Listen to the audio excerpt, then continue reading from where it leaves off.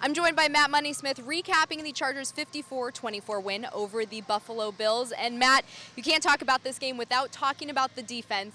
6 total turnovers, 5 interceptions. They say they come in bunches, but that's more than a bunch, right? Yeah, right? Yeah. What can you say about that unit? Well, we said going in, it was interesting that the Bills decided this was the week they were going to give Nathan Peterman his first start. You have Cordy Glenn, their left tackle, out. You're facing the most fierce pass rushing duo in all the NFL.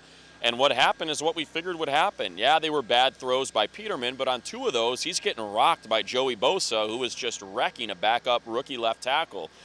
So I don't want to say it went according to script. You never project 6 turnovers, but certainly the Chargers' strength played into the Bills' weakness. Flipping to the offense, Keenan Allen had 2 touchdowns in today's game. He hadn't scored since week 1.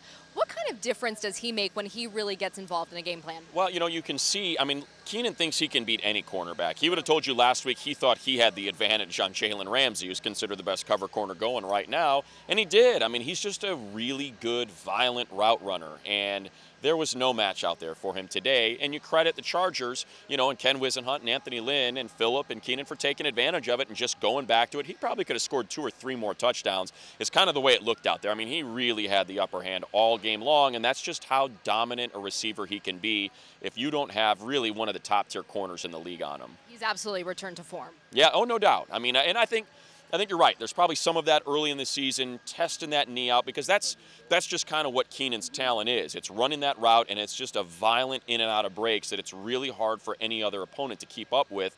And it looks like he's getting back to being comfortable going full bore on those. And then lastly, Chargers take on the Dallas Cowboys on Thanksgiving, Thursday game. How can a win like this propel you on a short week? Well, directly, it can propel you because the starters didn't have to play the 4th quarter. So on a short week, to be able to give them that final quarter off, I've got to believe is going to help. Now, look, 3/4 of an NFL game is still awfully violent, and I'm sure their bodies are hurting.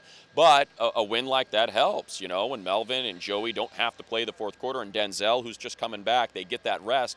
I've got to believe that helps them. Also on the short week, you wonder whether or not Tyron Smith's going to be ready to go.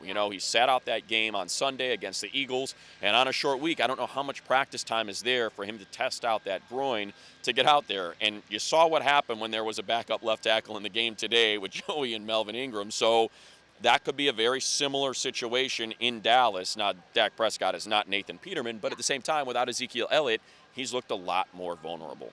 All right, well, we'll see what happens. Thanks, Matt. All right.